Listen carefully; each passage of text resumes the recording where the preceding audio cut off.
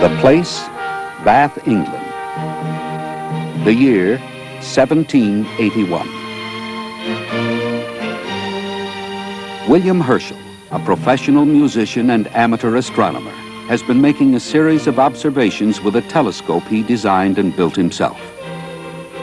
On the night of March 13th, Herschel discovers a distant new planet, Uranus, the first planet to be discovered by telescope. The place, the outer solar system. The year, 1986. On January 24th, NASA's spacecraft Voyager II flies past Uranus, the first spacecraft ever to give us a close look at Herschel's giant planet.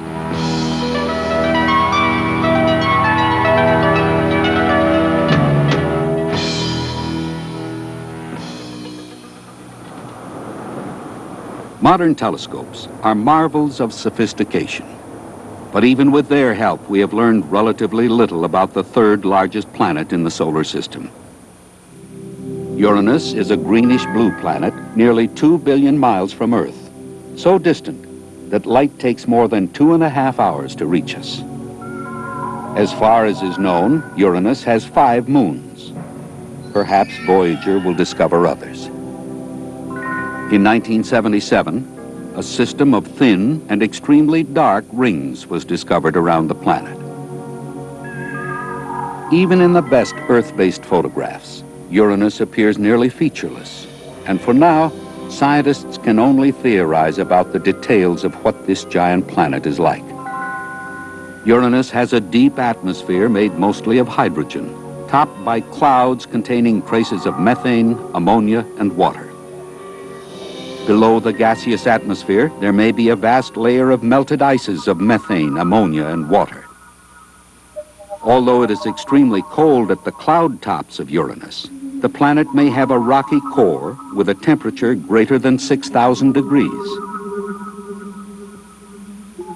Unlike the other planets, Uranus lies tipped on its side, possibly because of a collision with another body. The rings circling the planet are as dark as charcoal. Some scientists theorize that they are made of water ice coated with carbon dust. No one knows yet. But now, 205 years after William Herschel first saw it, Uranus will be studied at close range, and scientists expect that many uncertainties will be cleared up. Among these scientists is Dr. Ed Stone, Voyager project scientist. Well, one of the principal objectives has to do with studying the weather system in a planet where the pole is illuminated for something like 42 years at a time. It is undoubtedly be much different than what we have observed at Jupiter and Saturn. In addition, Uranus has 9 narrow rings. We'll be studying those charcoal black rings in great detail and looking for the presence of shepherding moons, which we believe are there to hold those rings in place. We also fly by very close to one of the small moons and will observe the other 4 small moons in some great detail, allowing us to study objects which are undoubtedly unlike any that we've seen so far in the solar system. And finally, we'll be studying a magnetic field, if there is one. We don't even know if there is one, but if there is one, it's likely to be tipped on its side as well and have a rather different interaction with the supersonic solar wind, which is blowing out from the sun. To achieve these objectives, scientists and engineers at the Jet Propulsion Laboratory reprogrammed the spacecraft extensively while it was in flight. Dr. Bill McLaughlin, manager of flight engineering, explains. 3 major activities which we undertook with regard to spacecraft engineering were, number 1, to make sure that the actuator gearing mechanism that runs the scan platform would not seize at Uranus as it did at Saturn due to some lubrication problems. And we did extensive ground simulation and flight simulation in order to assure ourselves that we knew how to operate it safely at Uranus. The second thing we did is we adjusted the attitude control system of the spacecraft so that it would have more gentle motion than it normally would. The rate of vibration about the preferred position was greatly reduced for Uranus. This results in less smearing of the images of the planet and the satellites and the rings. The third major thing we did is regards to the data link from the spacecraft to Earth. It comes out, the information comes out through the high-gain antenna here and is transmitted to the deep space network on Earth. What we did did is we effectively increased the amount of information which we can send out from that antenna. So we improved the quality of the information, we improved the reliability of getting it back, and we improved the quantity of the information which we're going to be sending back. Voyager will transmit data to Earth for months before its actual encounter with Uranus. But the vast distance weakens the radio signals and would greatly reduce the amount of data arriving here. To overcome this, receiving stations of the deep space net have been electronically linked to act as one huge receiver. By accomplishing this difficult feat, engineers have doubled the data flow from the spacecraft.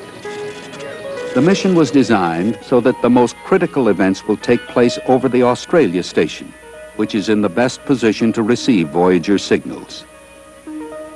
To further strengthen the signals, Australia's giant Parkes Radio Observatory antenna will also be linked to the station in Canberra during the mission.